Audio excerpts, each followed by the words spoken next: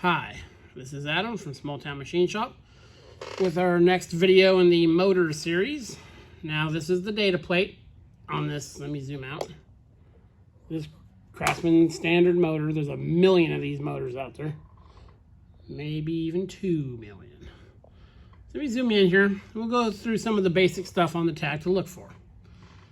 Now the model number, of course, is going to be each manufacturer's own spec, so with a catalog number. So that doesn't make too much a difference. All motors will have a horsepower rating. This is half a horse. And the rotations per minute. This is 3450. A lot of them will be in the 1740 range, 1775, depending on the slippage and stuff like that. Those are the two common RPMs. This is the Hertz. It runs at 60 cycles a second. In North America, well, United States, almost all motors are 60 Hertz. And there's the phase, pH. That tells you it's a single phase. If that was a 3 there, you would know it's a 3-phase. Come back here, volts, obviously, 115. A motor will easily operate plus or minus 10% of that number right there. The electrical grid in the country has changed over time. Most of it's 120 now, but back then it was older as 110-ish, 112 and 115. So yeah, if you're within 10% of that, you should have no issues. Amps is how much this draws at full load. This draws 8.4. If this was a dual voltage motor, like 120 or 240, the 240 side would be half that, and it would be listed on the motor. Okay. Another thing to really pay attention to when you're swapping motors is this number, the letter right here. This code. This is what designates the Inrush Amps. For, what's between, I think, 30 to 40 cycles, the motor is going to draw way, way more voltage than it is listed right there. For less than a second, while it's starting up, they call it, another way is locked rotor voltage or amperage, because when the motor is starting, it's like the rotor's locked up because it's not spinning. So we call it Inrush Amps. Let me back out just a hair here. So when this motor is first kicked on, you're going to see a massive amp spike for typically less than a second. Now there are charts.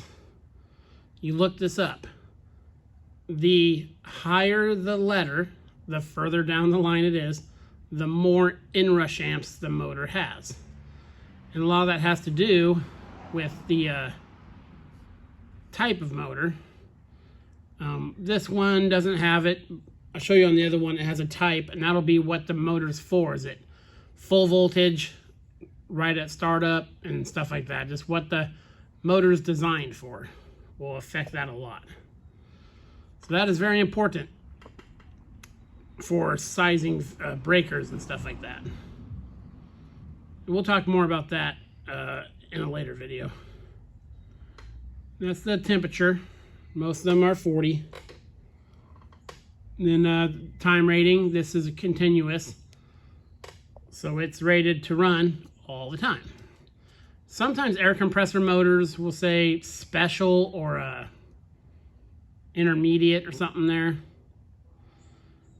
And then some motors too will have a duty rating, like severe or I forget what some of them are. Like I went out my shed. I don't want to walk that far, but it's like wet environment or something like that. We'll go over some of the more specific things in a later video. This is a very beginning intro to here.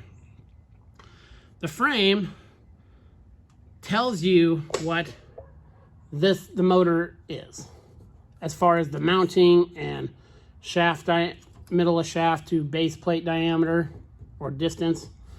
So if you're looking to order the exact same motor, you want to reference that frame size. If it's a number, usually the number will be first. And that will tell you there's you divide it by, I can't remember, 3 or 4. I think 4. That'll tell you the number of inches from the middle of the shaft to the plate. And if it's a C-face mount, you know, the bolt holes are out front here. Or if it has a mounting plate on the bottom, it'll tell you number of holes and all that. So that frame thing is what the physical mounting stuff of the motor is.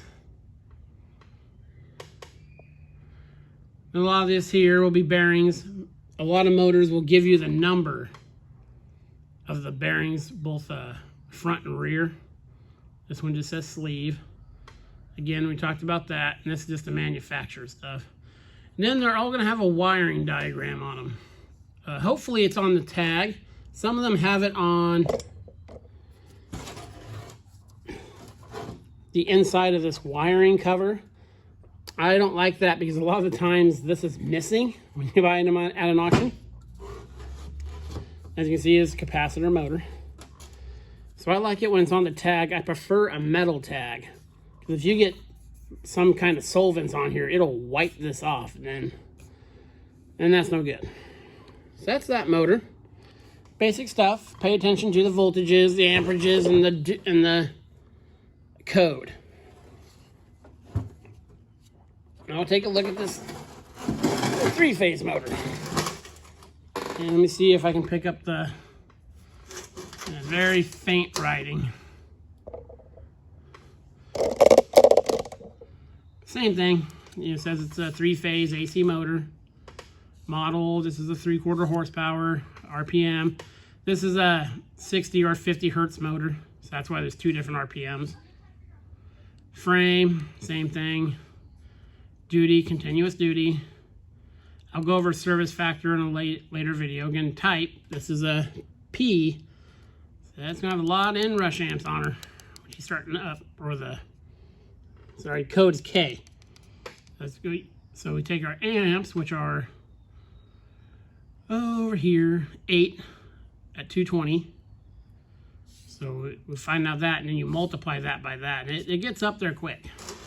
Then this has the wiring chart here for 9-lead motor. This is your low voltage, 208 to 220. 208 is a common voltage to see on 3-phase motors. This is 440. And again, 10% rule.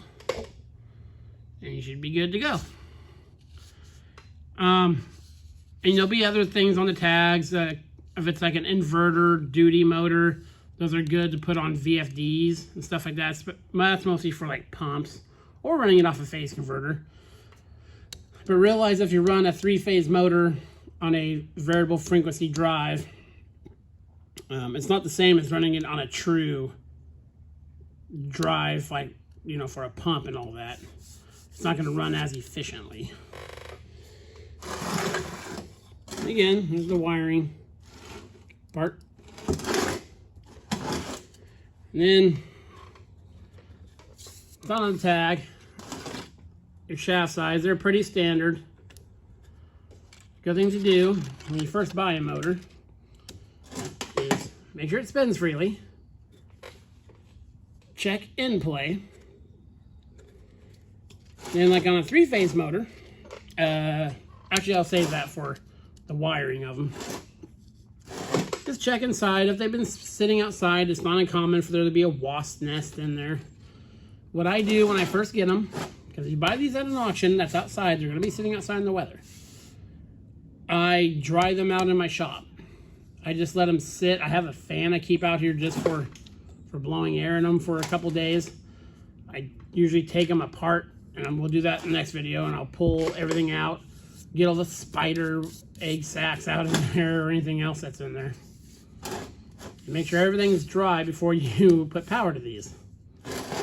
So make sure it spins, keep it dry, and look for, you know, there shouldn't be, you really rarely come across rusty motors. Be mindful how chewed up the shaft gets. It's another thing to look for. For a lot of applications, it doesn't matter. You can move the pulley in or out to get past a bad part. But it's something to watch. Keyway size. I find these motors, with any kind of base, those are preferable because you find a way to mount them to just about anything with that. And I typically only buy, known American-made motors. So yeah, that's our intro to the nameplates there. We'll go over, I got some other motors we'll show in the next video that have some different things. They're more specialty three-phase motors. There's really be enough info to get you going when you're looking at that and what to kind of look for. So yeah, this is Adam from Small Town Machine Shop. Please comment, like, and subscribe, and thanks for watching.